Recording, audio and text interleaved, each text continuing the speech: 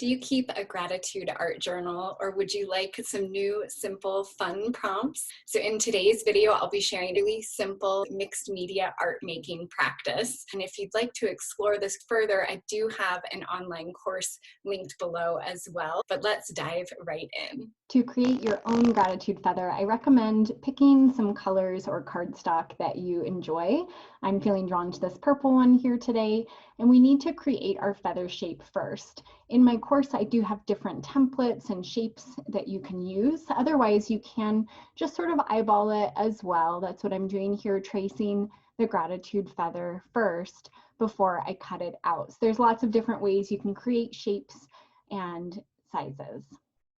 If you're just now joining us, welcome to day 25 in our 30-day art challenge. Our prompt for today is gratitude feathers. So as you cut out the gratitude feather, you don't have to worry about being so specific, because I do recommend flipping the feather over when you start decorating it, so you don't have to worry about the lines and the edges if you notice small details like that. We'll be exploring some collage papers today. Again, there's lots of different ways you can use background materials and how you can embellish your gratitude feather with different mixed media. I was just pointing out some of the textures in the collages. I was feeling particularly drawn to patterns. So if you are going to use collages, you can notice colors or shapes.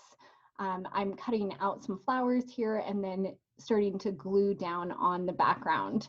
So I can layer on the gratitude feather. You can also draw or paint directly on your gratitude feather as well.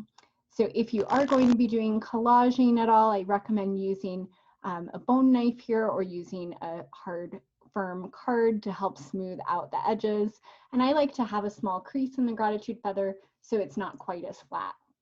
So I promised some gratitude art journaling prompts. So again, I have a lot more in my course, but just to share a couple of simple ones here for today, I recommend you begin with I am grateful for, and you can think back about your last week, your last month, and then your last year, spending about maybe 5 minutes writing. You can always write one of the gratitudes on the feather, or you can find one of your favorite gratitude quotes and add that as well. These make really lovely gifts. You can always write the date on the back. I hope you found this gratitude art journal practice inspiring, and please definitely comment below anything that you're currently feeling grateful for, or what might have come up for you in the writing prompts. And I look forward to seeing your own gratitude feathers if you join the e-course, and I will see you in the next video.